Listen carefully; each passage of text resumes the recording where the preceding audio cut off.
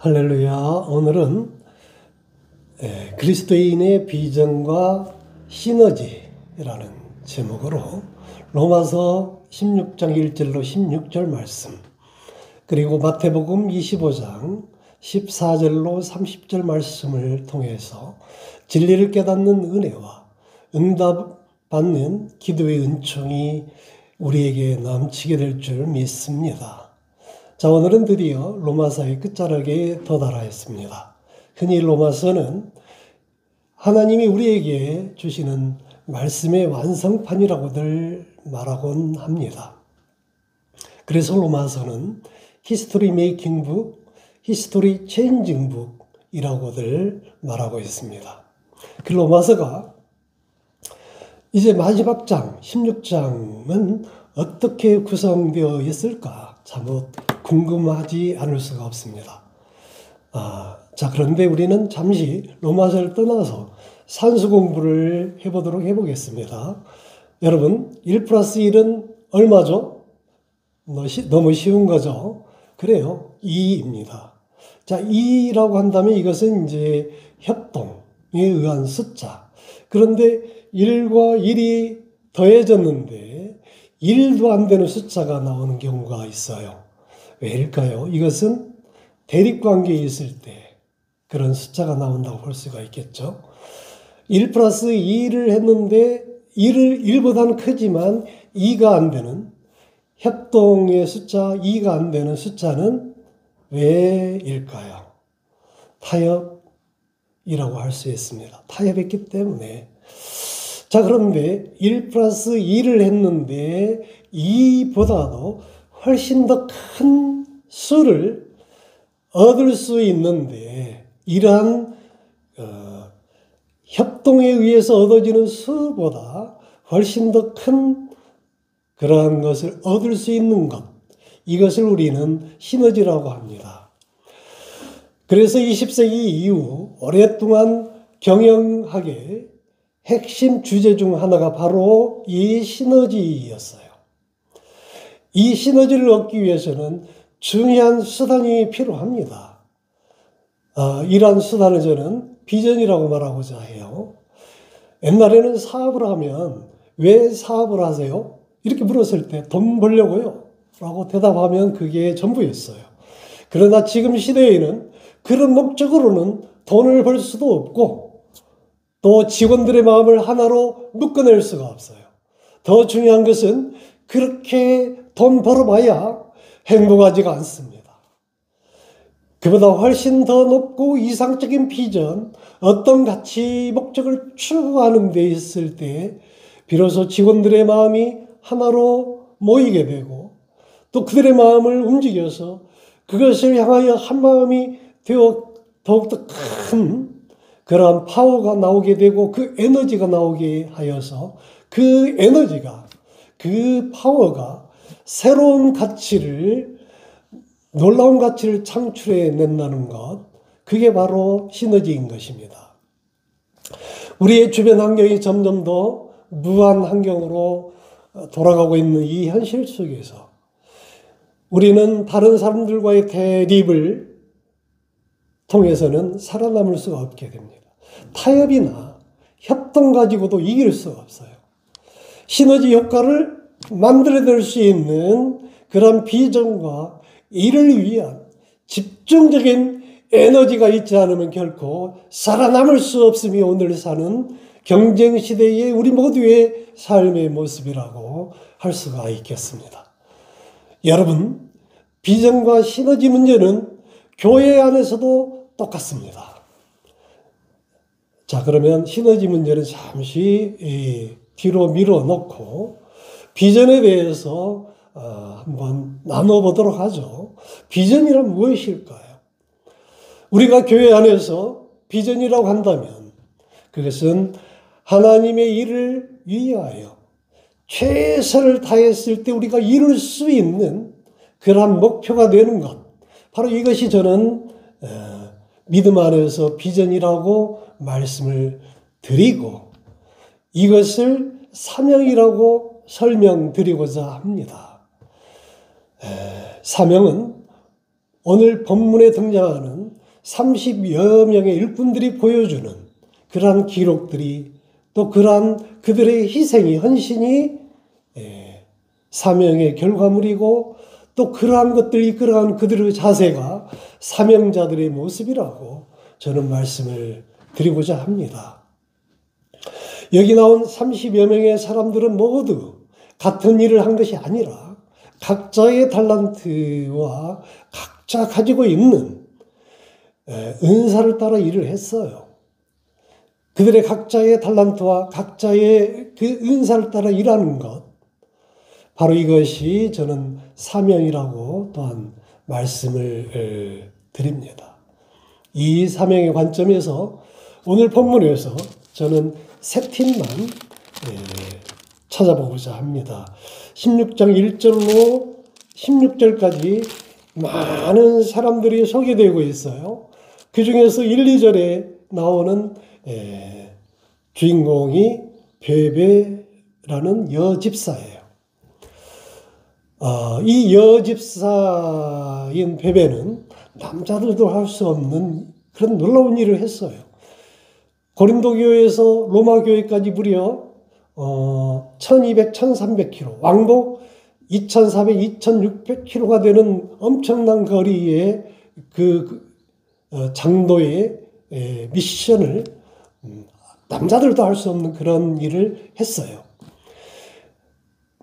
뿐만이 아니라 그녀는 이런 로마서를 잘 전달했을 뿐만 아니라 2절에 보시면 바울과 그 곁에 있는 사람들이 그녀를 보호자라고 표현하고 있습니다. 이 보호자라고 하는 표현은 결국 그 베베라는 여집사는 믿음의 그 사명자들에게, 사도 바울과 그 일행들에게 후원자로서의 역할까지도 감당했다는 것을 알 수가 있겠고, 그래서 바울이 그녀를 얼마나 고맙게 생각했는지를 2절을 통해서 우리는 절절히 찾아볼 수가 있겠습니다. 그리고 두 번째 소개할 인물은 브리스가와 아굴라. 두 사람은 부부죠. 브리스가는 아내고 아굴라는 남편이에요. 브리스가와 아굴라에 대해서는 뭐 더 이상 설명할 필요가 없겠습니다. 사도 바울에게 가장 큰 기여를 했던 그런 분들이에요. 그래서 4절에 보면 사도 바울은 그들을 자기들의 목까지도 내놓았다 라고 할 정도로 헌신적으로, 희생적으로, 재정적으로 모든 면에서 사도 바울을 도왔습니다. 나중에 기회가 되면 브리스가와 아굴라에 대한 말씀들을 나눌 기회가 있을 걸로 여겨져요. 훗날 이제 그리스 로마 선진 시찰 뭡니까? 그런 선교 여행을 가게 되면 그때 자세히 나누기로 하고, 바로 이어서 세 번째 인물로 넘어가겠습니다. 13절에 보면 루포라는 사람과 루포의 어머니가 나오는데, 루포의 어머니를 사도 바울은 자기의 어머니라, 내 어머니니라 이렇게 소개를 하고 있어요. 루포는 예수님이 십자가 골고다 언덕에서 십자가를 지고 걸으실 때 예수님이 십자가를 대신 지신 누구죠? 시몬. 시몬의 아들이에요. 그 시몬은 어디 사람이죠? 그 시몬은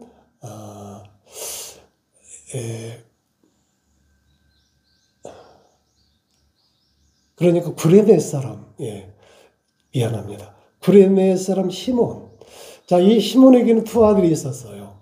마가복음 15장 21절에 보시면 알렉산더와 루포라는 두 아들이 나와요. 그리고 그 어머니가 오늘 본문에 나오는 어머니예요.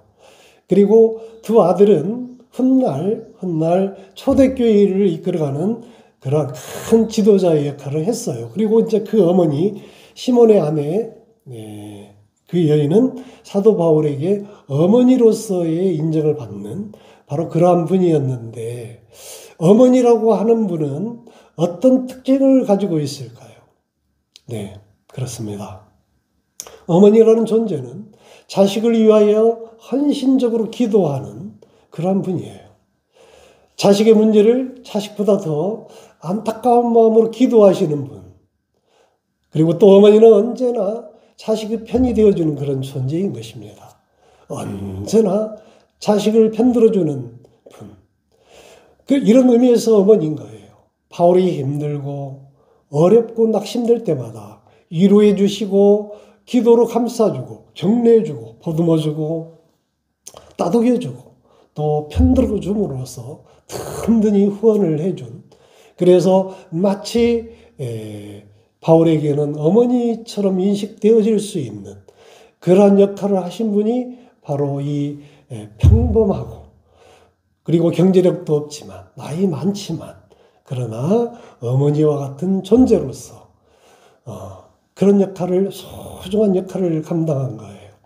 교회 안에서 이와 같은 기도의 어머니가 있어야 될 줄 믿습니다. 우리 모두는 여성 남성을 떠나서 이웃들에게 또 옆에 계시는 형제 자매들에게, 성도들에게, 주의 종에게 어머니와 같은 그런 역할을 감당하는 우리 모든 주의 백성들이 되어지시기를 주님의 이름으로 축원드립니다. 여기에서 제가 네 분의 대표적인 주인공을 말씀을 드렸는데 이 네 분 중에서 무려 세 분이 여성이에요. 그리고 16장 1절로 16절 말씀에 나오는 30여 명의 인물들 중에서도 많은 부분 여성들이 등장합니다. 그리고 14절에 보면 노예들이 나와요. 그리고 황제의 친인척들이 나오고 귀족들이 나오고 그리고 유대인이 나오고 이방인이 나오고, 자, 이런 많은 사람들이 함께 교회 안에서 뭉쳐서 함께 믿음의 사역을 이끌어갈 수 있었던 이런 것들을 보면은 하나님의 섭리가 아니고서는 설명이 안 돼요. 도무지 이 사람들이 서로 한 팀이 되어서 그런 아름다운 믿음의 공동체를 이루어갈 수 있었을까 싶을 만큼 신분의 차이가 극심한데도 이들은 정말로 노예가 황제의 친인척을 가르치고 말씀을 그리고 케어해주고 또 황제의 친인척들이 또 그들이 이야기하는 것, 가르치는 것들을 다 받아들이고 또 순종하고 따르고, 이런 것을 보면은 이거는 하나님의 섭리 아니고서는 설명이 안 되는 내용들이다 라고 말씀드릴 수가 있겠고, 또 이런 사역을 사도 바울이 이렇게 완성해 갈 수 있었던 것은 30여 명의 그런 대표적인 주인공들도 있었겠지만 소개되지 않은 수많은 사람들도 있을 터인데, 그들이 위대한 사도였던 사도 바울에게 정말로 하나하나 세밀하게 각 요소에서 섬기고 또 도와주는, 협력을 하는 그런 일을 통해서 아름다운 그런 그 사도의 길을 바울이 걸을 수 있도록 그렇게 이끌으셨다는 것을 볼 수가 있습니다. 여기에서 볼 수 있는 것은 하나님의 일은 혼자서는 할 수 없다입니다. 사도 바울은 위대한 사도였어요. 그럼에도 불구하고 하나님은 그 시대의 특출난 일꾼 사도 바울을 사용하시기 위해서 그 주변에 여러 사람들을 불러 모아서 본문에서와 같이 그들이 바울에게 붙여 주어서 그들과 함께 거룩한 일, 위대한 일을 감당할 수 있도록 이끄셨던 것입니다. 여러분, 그 하나님이 바로 우리의 하나님이시고 우리의 하나님은 우리에게도 동일하게 말씀하고 계십니다.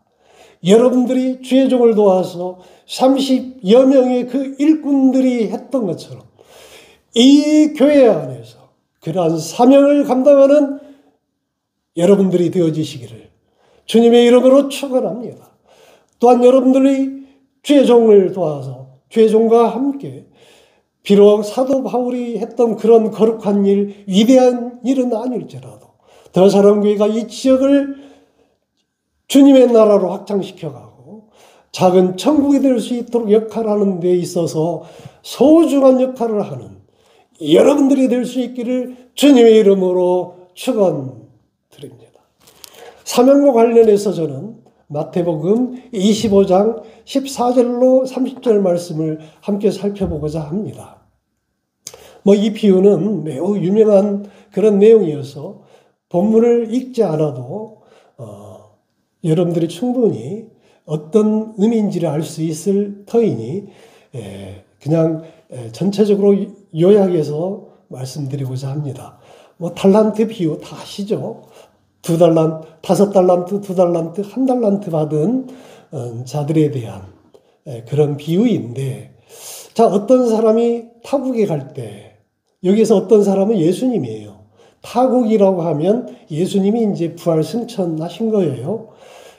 그리고 이제 그 종들을 불러서 자기의 소유를 이제 맡기고, 자, 맡겼어요. 그래서 5달란트, 2달란트, 1달란트를 맡겼어요. 그런데 5달란트를 받은 자나 2달란트를 받은 자는 바로 가서 이윤을 남기기 위해서 최선을 다해요. 그런데 1달란트 받은 자는 어떻게 합니까? 그는 그 돈을 땅을 파서 묻고 주인에게 자, 당신이 그런 사람이니 내가 돈을 감추어서 무사히 가지고 있다가 이제 당신이 왔을 때 내가 이렇게 돌려드린다. 나는 이 돈을 나쁘게 쓰지 않고 내 마음대로 쓰지 않고 이렇게 감추어 두었다라고 말을 하게 되죠.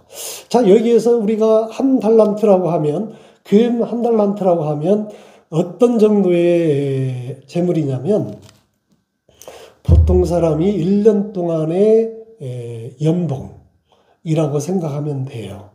그러니까 대략 5천만 원에서 1억 원 정도의 가치가 있는 돈이라고 생각하면 돼요. 1달란트가. 자, 그런데 1달란트 받은 그 자는 그렇게 묻어두었어요. 자, 그리고 이제 어떤 사람이 타국에서 돌아왔어요. 재림을 했다 이거죠. 그리고 이제 심판하게 되는 거예요.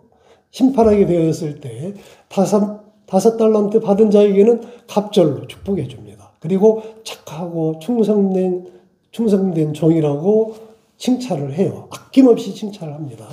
2달란트 받은 자에게도 또 동일하게 갑절로 돌려주고 또 채워주고 베풀어주고 또 충성된 종이라고 착한 종이라고 불러줘요. 그런데 어떻게 합니까? 1달란트 받은 자에게는 주님이 악하고 게으른 종이라고 책망하고 그 1달란트마저도 가진 것을 1달란트마저도 빼앗아 가지고 10달란트 가진 자에게 줍니다. 그리고 바깥 어두운 데로 쫓겨나게 만들어요. 여기에서 말하는 바깥 어두운 데라고 하면 어딜까요? 그렇죠. 지옥입니다. 자, 이 비유에서 우리는 주의 일을 하는 데 있어서 착하고 충성된 종이 있고 또 악하고 게으른 종이 있다는 것을 우리는 알아야 됩니다. 중간은 없어요. 내가 착하고 충성된 종이 아니라면 나는 악하고 게으른 종이 해당이 되는 거예요. 따라서 우리는 우리에게 주신 능력만큼 일해야 돼요. 나에게 주시는 달란트, 나에게 주신 직분은 전시용이 아니에요. 그냥 자랑거리가 아니에요. 스펙이 아닙니다. 그냥 명예가 아니에요. 우리는 그 주신 직분을, 주신 사명을 우리가 붙잡고 우리가 죽도록 충성하는, 그래서 5달란트, 2달란트 적어도 그런 종처럼 열심히 일을 해야 됩니다. 늘 우리는 1달란트 받은 자처럼 악하고 게으른 종이 되는 그런 잘못은 절대로 범해서는 안 되는 것입니다. 우리는 너무나 연약하고 부족해서 늘 우리는 잘못된 길로 갈 수밖에 없어요. 그렇지만 그때마다 우리를 일깨우시는 성령께서 우리로 하여금 회개의 길로 나아갈 수 있도록, 그래서 그때마다 우리는 깜짝 놀라고 제자리로 돌아와서 회개하고 주님 앞에 자복하고 용서를 구하고 바른 길로 나아가는 우리 모든 주의 백성들이 되어야만이, 그러한 선택만이 사명자가 가져야 될 유일한 길임을 결코 잊어서는 안 되겠습니다. 오늘 말씀의 결론입니다. 16절을 읽겠습니다. 16장 16절의 말씀은 너희가 거룩하게 입맞춤으로 서로 문안하라. 그리스도의 모든 교회가 다 너희에게 문안하느니라. 아멘. 그리스도의 모든 교회가 다 너희에게 문안하라. 문안하라는 말씀이 16장 1절에서부터 16절까지 거의 매 절마다 언급이 되고 있어요. 문안하라 이 말의 의미는, 위로는 하나님을 바라보며 자기의 은사를 가지고 충성하면서, 옆으로는 성도 간에 서로 교제하고 문안하면서 감사하고 협력하면서 살아가야 한다라는 것을 강조해주고 있는 말씀이라고 할 수가 있겠습니다. 이와 같은 자세가 교회 생활의 핵심임을 믿으시기 바랍니다. 저는 그래서 인생이란 믿음의 길동무와 함께 떠나는 영혼의 순례 여정이라고 말씀드리고자 합니다. 이런 관점에서 내 주변을 보면 하나님이 내 영혼의 순례 여정을 위해서 그때그때 많은 필요한 분들을 보내주셨구나 하는 것을 깨닫게 돼요. 참으로 감사한 일이 아닐 수 없습니다. 더욱 감사한 일은 우리가 믿음의 순례의 여정을 살아갈 때 하나님은 우리를 홀로 두시지 아니하시고 우리가 가는 사명의 길로 홀로 갈 수가 없어요. 홀로 두시지 아니하시고 늘 믿음의 길동무들 우리 곁에 함께 할 수 있도록 이끌어 주셨어요. 그 이유는 그들과 더불어 시너지 효과를 극대화해서 맡겨주신 사명을 가지고 있는 능력 이상으로, 그리고 그 일을 통해서 하나님께 마음껏 영광 올려드릴 수 있도록 찬양 드리시기에 합당하도록 하시기 위해서 그리한 것이라고 말씀드릴 수가 있습니다.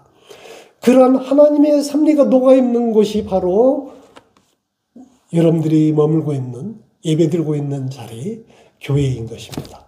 아멘. 그러므로 우리는 교회 안에서 성도들 서로에게 바라보며 이분은, 또 이 성도는 내 믿음의 영혼의 순례길에 하나님이 주신 믿음의 길동무로구나 라고 받아들여야만 합니다. 자, 여러분들이 교회 안에서 또 구역에서 믿음의 길동무를 만나게 된 것은 하나님의 초대로 말미암은 것이고, 또 하나님의 배려인 것이고, 하나님이 허락하신 최고의 선물임을 믿으시기 바랍니다. 우리 모두는 잘 살기를 원해요. 잘 산다는 그 개념은 우리가 자칫 오해하기 쉽습니다. 부자가 되어야 잘 산다고 생각하기가 쉬워요. 그러나 여러분, 잘 사는 것과 못 사는 것은 돈의 크기에 의해서 또 지갑의 두께에 의해서 좌우되는 것이 아니심을 믿으시기 바랍니다. 가장 잘 사는 비결이 어디 있느냐 하면 그것은 하나님께 잘 쓰임을 받는 거예요.